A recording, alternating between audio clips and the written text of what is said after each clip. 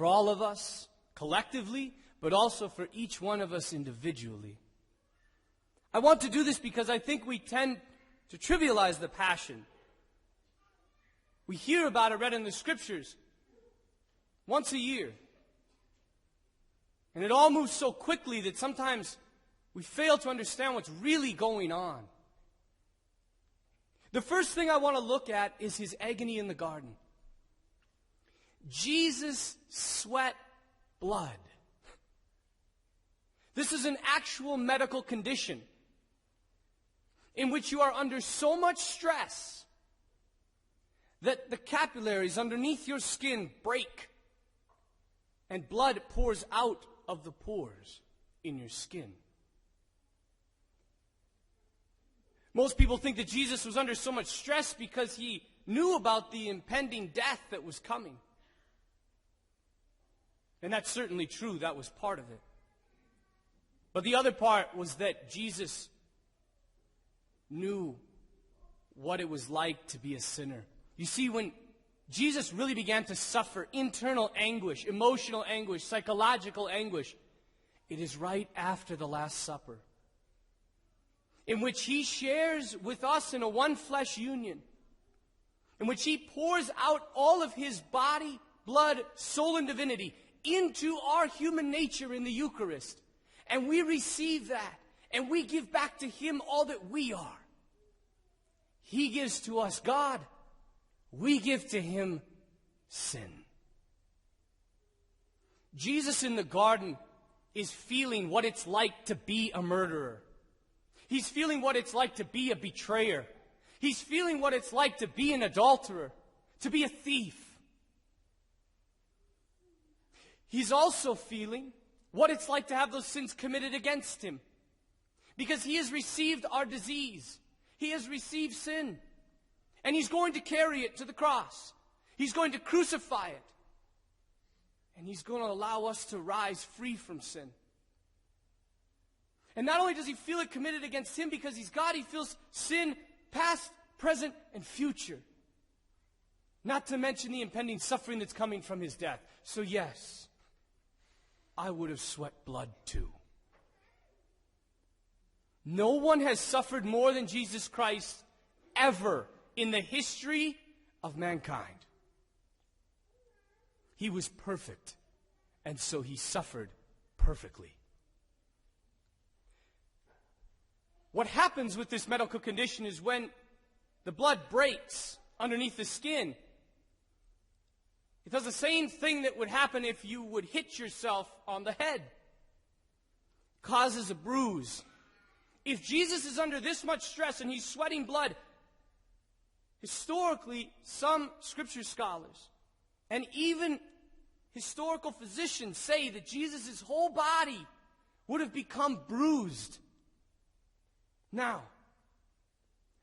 with a body that's bruised, how much more does it hurt when you are scourged? When a crown of thorns is put onto your head? When your hands are nailed to a cross on your feet and you're beaten, slapped, and pushed around? Just imagine the pain he endured. Then he is scourged at the pillar. According to the Shroud of Turin, which is the burial cloth that Jesus was buried in, and his image has been photographed onto the cloth in some unknown miraculous way. According to that image, Jesus was scourged 120 times. According to the Jews said you could only be scourged 39 times. Why does Jesus have 120? Because he's no longer under Jewish law. He's under Roman law. And odds are pretty good that they didn't like Jesus any more than the Jews did. And also, according to the Shroud, there are two separate sets of marks, one on the left and one on the right. The one on the right was much more merciful than the one on the left. The one on the right is scourged from the top of the shoulder to the lower back. The one on the left is scourged on the head on the neck, on the back, on the legs, on the buttocks, on the inside of the legs, on the calves, on the feet. 60 times. And the scourge, as you well know, were leather strips that had bone shards tied into them and heavy metal balls at the tips to make sure that the pain was extra excruciating. One thing, as we well know from Mel Gibson's Passion, is the brutality of the scourging.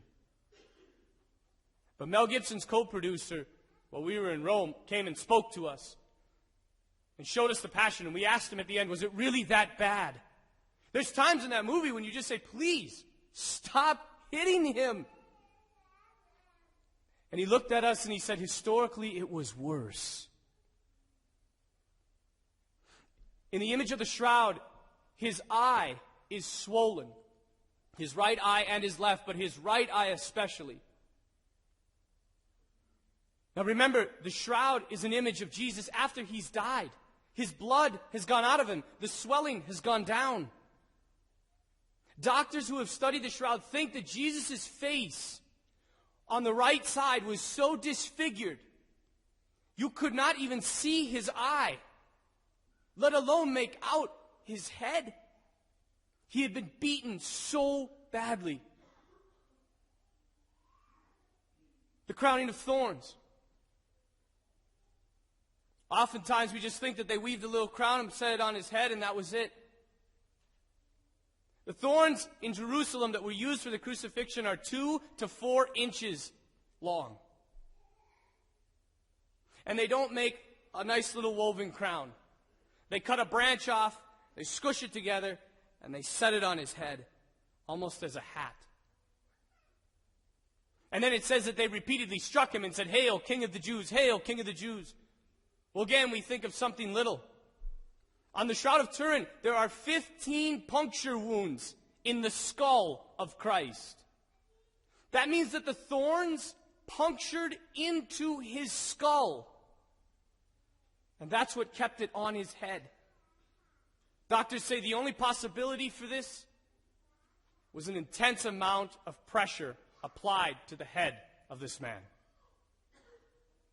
When we see people hitting him with sticks when he has the crown of thorns on, doctors say that more than likely he was hit with what we would call a 2x4.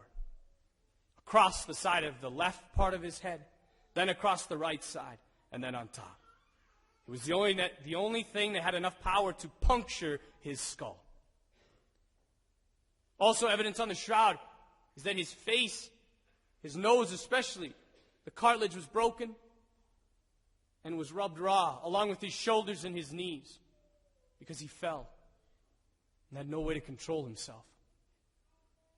The reason Simon of Cyrene is called to help Jesus is because if Jesus dies before he gets to Calvary, the soldiers that were sent to crucify him will be punished.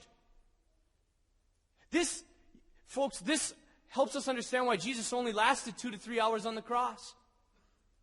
You know how much blood he would have lost. If you ever have a deep cut, it won't stop bleeding. People historically have said that after a scourging, you could see parts of the rib cage of the person that was scourged. And often people said that they would rather be crucified than scourged. Jesus' blood loss for us was unbelievable. And finally, the nailing. When you nail through the wrist, there's a vein or an artery. I don't know which one. Maybe both. And there's a serious nerve that runs right down the middle, which is called the median nerve. The Romans were such expert torturers that when they nailed somebody to a cross, they used a blunt nail. So it didn't pierce. It had to be forced through the skin. Because if it was sharp, it would puncture the vein, and you would bleed to death. If it was blunt, it would push the vein to the side. And it would also sever, partially, the median nerve, which made it feel like somebody was shooting fire down your arm or stabbing it repeatedly. The demonic genius of the Romans was that they didn't completely sever the nerve. So that any movement you tried while on the cross, you would feel that same pain again and again. And the same with the feet. As Jesus hangs on the cross, the only way he can survive is to stand up so he can breathe. But when he stands, every ounce of his weight moves to the nail that's on his foot. And in order to stand, he must pull himself up using his wrists and feel that pain of the median nerve flashing fire down his arm. Not to mention the scourge marks on his back and on the front of him. His face so disfigured that you don't even know who he is. For God so loved the world that he sent his only Son so that we may have life. May you never forget the good thief. As he turns and says, we deserve this. For we committed a crime. But he's done nothing. Nothing. Jesus. He looks at this man who doesn't even look like a human being anymore. He looks at him and he says, Jesus, you are a king. Remember me when you come into your kingdom. My friends, Jesus Christ did all of this for us. He shed every ounce of blood he has for us. What will we do for him? I leave you with one of the reproaches from Good Friday, in which Christ calls out to his people. My people, what have I done to you? How have I offended you? Answer me. What more could I have done that I didn't do? I led you out of the land of Egypt, and you led me to the cross. I opened the Red Sea before you, and you opened my side with a lance. I gave you a royal scepter, and you have given me a crown of thorns. With great power, I lifted you up, and you hung me on a cross. My people, what have I done to you? Or how have I offended you? Answer me.